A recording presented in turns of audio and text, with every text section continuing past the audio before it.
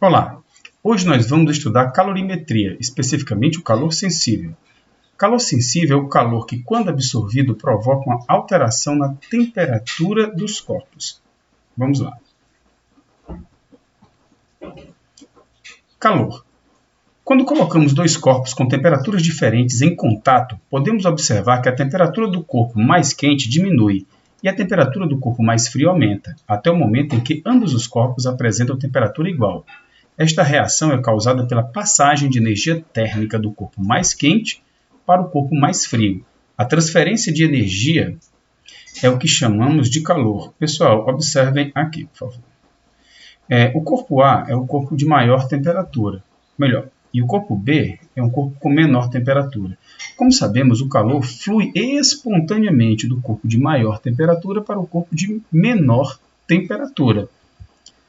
E a medida do calor é dada por calorias. Uma caloria é a quantidade de calor necessária para elevar em 1 grau Celsius a temperatura de 1 grama de água. Vamos ao próximo. Capacidade térmica. A capacidade térmica é a quantidade de calor que deve ser absorvida ou cedida por um corpo para que ocorra a variação de temperatura neste corpo de 1 grau Celsius. Eu quero chamar a atenção, pessoal, que a capacidade térmica, ou seja, Q sobre ΔT, onde Q é a quantidade de calor e ΔT é a variação de temperatura sofrida nesse corpo. Lembrando, essa quantidade de calor ela é calculada em calorias. Bom, ok, vamos avançar. Calor específico. Bom, calor específico é a quantidade de calor necessária para que cada grama de uma substância sofra uma variação de temperatura correspondente a 1 grau Celsius. Uma coisa importante aqui, pessoal. O calor específico é uma propriedade da substância. Já a capacidade térmica é uma propriedade do corpo, do objeto. Bom, cada substância vai ter o seu calor específico. E como é que eu calculo esse calor específico? Basta pegar a capacidade térmica e dividir pela massa. Vamos ao próximo. Aqui eu estou passando para vocês alguns exemplos de calores específicos. Deixa eu apagar aqui para ficar mais fácil. Veja só. Note que a água é uma das substâncias com maior calor específico na natureza. Olha só, o calor específico dela é 1. As demais substâncias todas têm calores específicos menores do que 1. O ouro, somente 0,3. O que quer dizer isso? Quanto maior o calor específico, maior a variação de temperatura da substância ao absorver calor. Eu vou repetir isso aí. Quanto maior o calor específico, ou seja, quanto maior o calor específico, maior será a variação de temperatura do corpo ao absorver calor. Bom, vamos ao próximo. Equação fundamental da calorimetria. Pessoal, Q é igual a M vezes C vezes ΔT, onde esse Czinho aqui é o calor específico. Veja só, Q é a quantidade de calor, C é o calor específico, M é a massa, ΔT é a temperatura. Lembrando, o Q é a quantidade de calor, portanto é medida em calorias. Czinho é o calor específico que a gente viu no slide passado. Massa pode ser em grama ou em quilograma, e a variação de temperatura em graus Celsius. Uma observação, se a massa do corpo, se o calor específico for em grama, a massa tem que ser em grama também. Vamos avançar. Bem, vamos fazer agora o nosso primeiro exercício. Vamos lá, pessoal. Deixa eu pegar aqui uma caneta adequada. Bom, um objeto com 400 gramas de massa tem sua temperatura elevada de 10 graus Celsius para 60 graus Celsius após absorver 2.000 calorias. Calcule a capacidade térmica do objeto e o calor específico da substância. Antes de fazer esse exercício, é necessário eu ver qual é a variação de temperatura. Vamos lá? O ΔT, pessoal, vai ser 60 menos 10, portanto, 50 graus Celsius é a variação de temperatura desse corpo. A capacidade térmica, que é o Czão, é dado por Q sobre ΔT, onde ΔT é a variação de temperatura. Então, vamos lá. A quantidade de calor, 2.000 calorias. E a variação de temperatura, 50 graus Celsius. A gente elimina. Resposta, 40 calorias por grau Celsius. Isso é a capacidade térmica. Agora, vamos ver como fica o calor específico. Pela formulazinha que a gente viu, o Czinho, ou calor específico, é a capacidade térmica dividido pela massa. Então, vamos lá. Capacidade térmica, 40, e a massa do corpo, 400 gramas. A gente dividir isso aqui, 40 por 400 me dá 1 sobre 10, ou seja, 0,1 calorias por grau Celsius. Bem tranquilo, bem fácil. Praticamente eu estou usando uma aplicação de fórmula, ou seja, eu estou usando aqui a capacidade térmica Q sobre ΔT e que o calor específico vai ser igual à capacidade térmica sobre a massa. Vamos ao próximo exercício. Quanto calor um bloco de aço, cujo calor específico é 0,1, com 200 gramas de massa, tem que absorver para que sua temperatura seja elevada em 120 graus. Pessoal, neste caso, eu vou usar a lei geral da calorimetria, que é igual a mc vezes ΔT. Então, vamos lá. A massa desse corpo vai ser 200 gramas. Já o calor específico, 0,1. E a variação de temperatura, nesse caso eu não tenho que calcular nada, já dou direto a variação. Portanto, 120 graus Celsius. Ora, pessoal, dá para eliminar esse zero com este zero. O meu Q vai ser 2 vezes 12, vai me dar 24. É só nós acrescentarmos os dois zeros. 2.400 calorias. Eu também posso dar essa resposta em quilocalorias, bastando que eu divida a quantidade de calorias por 1.000. Portanto, 2.400 calorias é igual a 2,4 quilocalorias. Vamos ao próximo.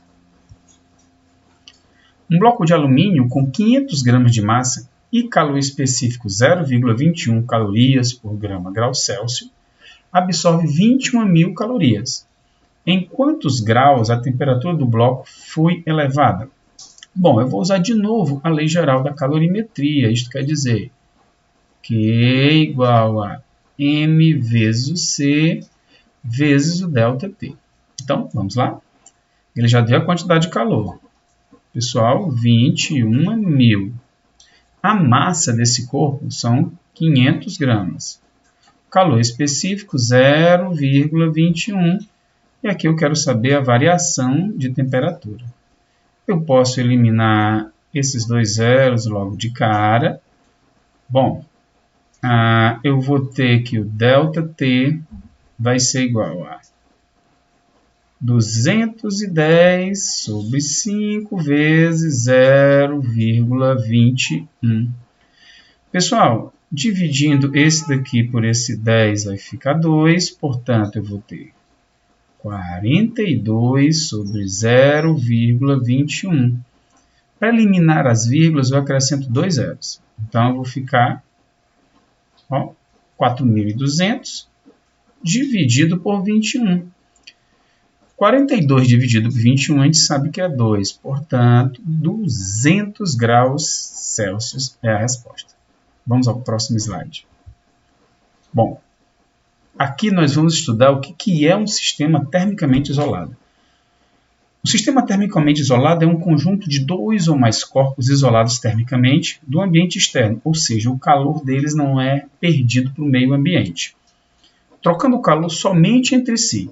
Se colocarmos dois corpos A e B aprisionados em caixas com paredes que isolem termicamente esses corpos, sendo que a temperatura de A é maior do que a temperatura de B, o corpo A vai perder calor para o corpo B, até que seja encontrado um equilíbrio térmico. Pessoal, essa palavrinha aqui, olha, equilíbrio térmico, significa mesma temperatura.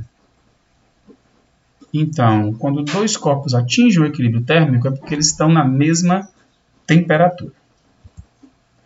Ou seja, no meu sistema termicamente isolado, eu vou ter que o calor vai fluir, atenção, espontaneamente do corpo A para o corpo B, já que a temperatura do A, né, a temperatura do A vai ser maior do que a temperatura do B, ou seja, TA maior do que TB. E, atenção, vai ocorrer essa troca de calor até que eles atinjam o nosso equilíbrio térmico. E atenção aqui, como o corpo A vai perder calor para o corpo B, se eu somar a quantidade de calor que o corpo A perdeu com a quantidade de calor que o corpo B ganhou, isso dá zero. Como assim, professor? Dá uma olhadinha. O corpo A ele perdeu 10 calorias. Ora, mas essas calorias não desaparecem, elas vão para o corpo B. E o corpo B ganhou as mesmas 10 calorias. Se eu somar isso daqui, eu vou ter um total de 0 calorias. A quantidade de calor total do sistema continua sendo zero. Bora fazer agora 2 exercíciozinhos. Vamos lá. Pronto. Primeiro exercício. Em um sistema termicamente isolado, misturam-se 200 gramas de água a 20 graus Celsius com 300 gramas também de água a 80 graus Celsius. E eu quero saber qual é a temperatura final da mistura após o equilíbrio térmico. Para organizar nossas informações, eu vou construir uma tabelinha bem aqui. Atenção. Onde eu vou colocar, bom, massa, calor específico e a temperatura inicial. Bom, eu vou começar primeiro com a água mais fria e aqui eu vou colocar a água quente. Massa de água fria, 200 gramas. Calor específico da água, está escrito no texto. E a temperatura inicial, 20 graus Celsius. Já para a água quente, eu vou ter 300 gramas, o calor específico, 80. O que vai acontecer é que no sistema termicamente isolado, a quantidade de calor que a água fria ganhou, somado com a quantidade de calor que a água quente ganhou, isso daqui dá zero. Bom, lembrando que esse Q que eu escrevi aí, é o Q da lei geral, ou seja, M vezes C vezes o ΔT. Muito bem. Então, o que eu vou ter? Massa de água fria, 200, calor específico 1, variação de temperatura. Veja, eu só sei a temperatura inicial, não sei nada da temperatura final. Então, como é que vai ser isso? A temperatura inicial, final, eu vou chamar de T. Menos a temperatura inicial, que vale 20.